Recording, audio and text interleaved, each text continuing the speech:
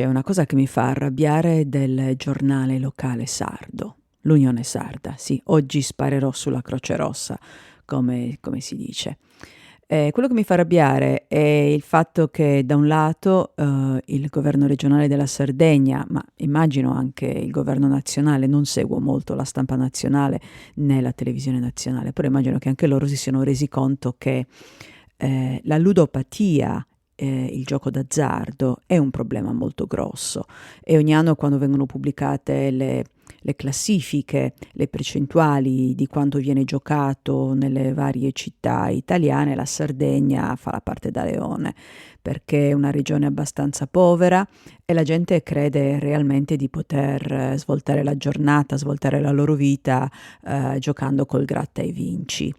Io vedo spessissimo la gente che esce dai tabacchini con un mazzo di gratta e vinci e spesso pure li butta per terra. Vabbè, sì, qual è il problema? Il problema è che da un lato si fanno i programmi e si cerca di sensibilizzare contro la ludopatia, si spiega che le probabilità di vincere sono veramente infinitesimali, quindi eccetera. Dall'altro però ogni volta che qualcuno vince qualsiasi somma lo mettono in prima pagina con grandi festeggiamenti, "Ah, ha vinto qua, ha vinto là", dando la falsa impressione alla gente che legge che sia facile vincere, che potresti vincere anche tu. No, non è assolutamente così.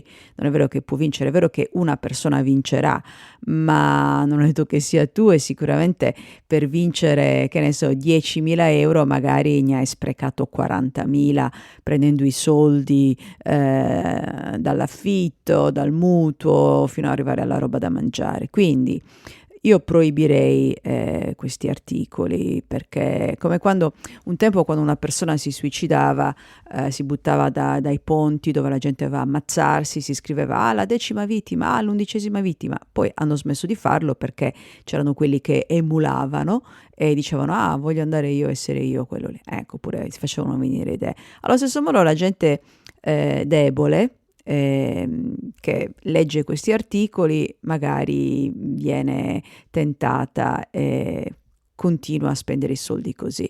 E comunque, così come non si fa la pubblicità all'eroina, non si dovrebbe nemmeno fare la pubblicità al gratta e vinci. Non è che dicono questo drogato si è fatto una pera e ha avuto una bella esperienza. No, non si fa, punto e basta. Quindi anche se tra i tanti